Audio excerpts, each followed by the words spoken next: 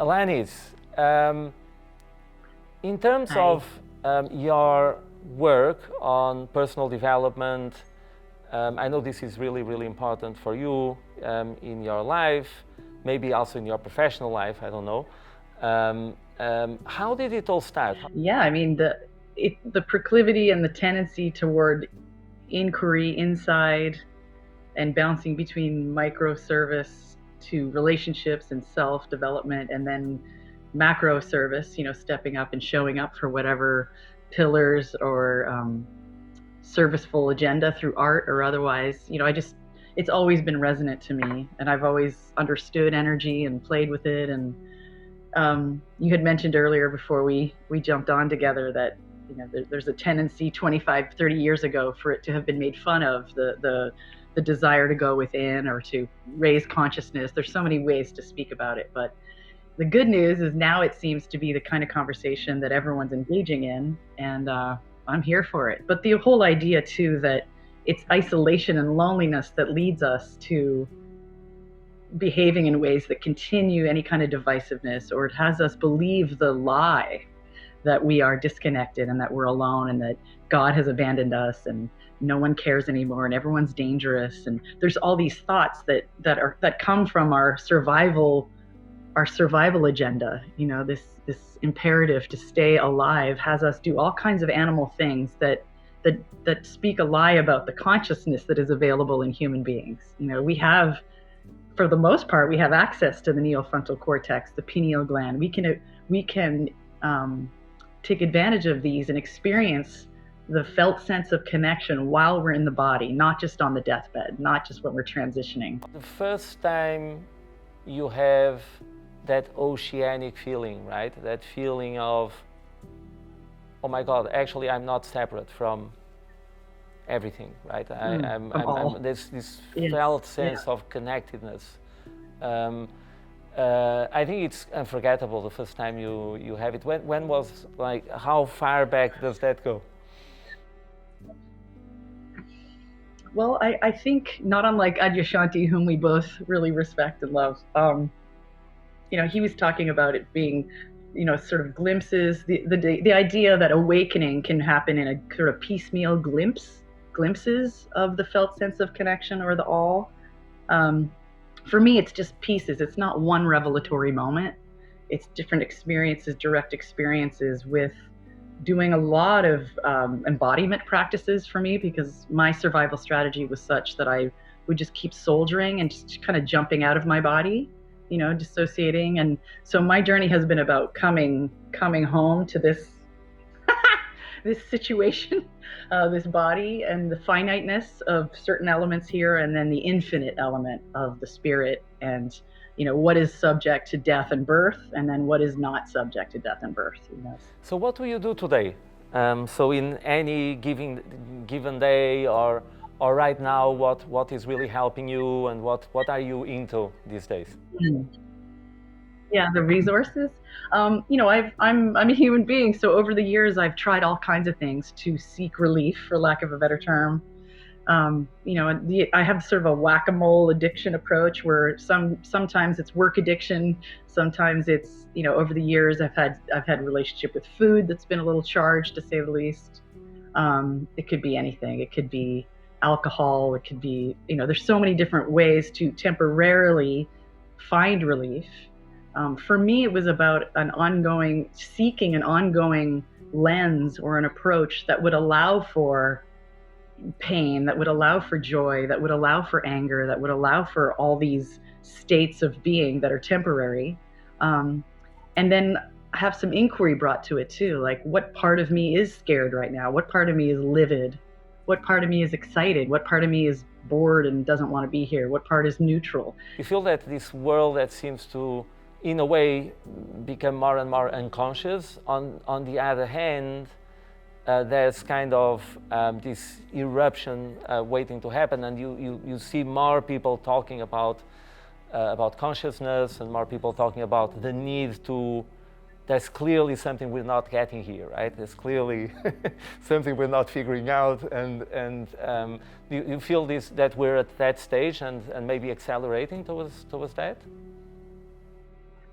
Well, the evolution has been happening always, right? So there are moments where something happens that is so divisive, whether it's politically, war, a pandemic, where it can really rupture the connection because ultimately we need each other. And this is where it gets tricky for those of us who are traumatized in relationship to find out that we have to go back to the dungeon to create the healing. You know, the idea of I'm being invited back into relationality when relationality was where the initial trauma or the wounds came to be, you know. So it's a brave warrior act to believe in consciousness when we are so subject to our animal selves. I mean, when we're at war, when we're reactive, when I want to punch somebody, and if we actually do it, the impulse is the impulse, right? We have a whole planet. I have a million impulses that would probably, you know, be deemed horrifying, right? But I stop myself with the consciousness. It will come in and I'll say, well, this will create more havoc than if I were to communicate it in a different way. Or if all this intensity of anger, really unexpressed anger in our culture, unexpressed yearning for touch and attachment correction and warmth and that sort of uterine experience, we're all craving it. We all need it. It's our birthright. We're built to want it. How important for you is this theme of mental health, and are we paying enough attention and the right attention to it? What do you think about that? Well, in some ways, the idea of mental homeostasis, right? It's not mental perfection. It's not running after another standard of this is how I would be thinking if I were good, or this is how I would be moving if I had some higher consciousness. Or it's, you know, Eckhart Tolle talks about stress being here but wanting to be there. But I love that definition of stress. You know, I am in resistance to what is, and then everything follows. The suffering follows, right? So for me, there's a beautiful paradox happening here, because there is something very simple about approaching our humanity, and the pace of slowness and attention and attunement is everything. You know, that the mirror neurons, the polyvagal theory, all of these incredible new theories that are being provided for by Steve Porges and everybody, really speaks to the in that particular polyvagal theory, it speaks to a whole system in our bodies. So I'm very curious about all the multiple systems, the endocrine system, how the brain works, how the gastrointestinal speaks to this part, the second heart, the muscles, the organs. You know, as a child, I wasn't taught about those things. You know, I wasn't taught about where my liver was, or proprioception. I didn't even know what that meant. And why would I want to be able to access parts of my body with awareness from my brain? And why would I want to be embodied? Why would I want to do this subtle work and return to my body? And what about music, Alanis? What is the role of music in all of this? And in your particular case, what has been the role of music? Yeah, music for me, you know, in terms of what is taught in school, we were taught, you know, we're taught reading, writing, arithmetic, and a few other really mandatorily imposed things. And some of that is great if that's what we're passionate about. But the idea of we're these whole systems with our senses, our intellect, how we think, how we behave, and just the general spirit. I mean, we're such multitudinous.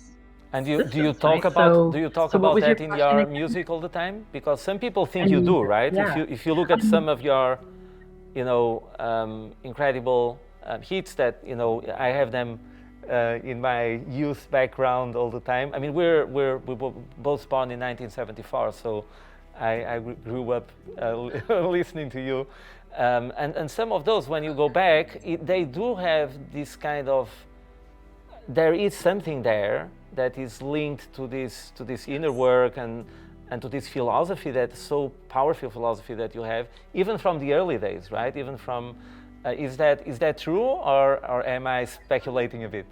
Yes. Yeah, no, it's very true. I've always been looking through this lens because it happens to be how my worldview is I grew up in Europe very briefly from Canada. My mom's Hungarian, my dad's French, and just they love the planet. My parents have always been traveling and always, basically instilled in us that our country is one way amongst thousands and millions of approaches, so that was really liberating. But yeah, I think the sensitivity has always been there, and I can see it in people's eyes. I can see when someone's eyes are taking in a lot of information and the wheels are spinning and they're processed. It's just fun to watch the magic of how any given human being operates. But in music, it's very somatic. So the lyric can conjure ideas and be more intellectual and more engaging cognitively, which is great, painting pictures basically. The music is very body, so how it animates you. Do you want to curl up in a ball? Do you want to run? Do you want to sweat? Do you want to not sweat? So it's just the idea of hashtag movement culture. I just think the energetic movement, the physical movement, the blood flow, the circulation. But definitely music for many of us, plays a super important role, and for that, we all thank you deeply. Thank you for the work you do in the world. It's really generous and empathic and speaks the truth about our connectedness. So thank you so much.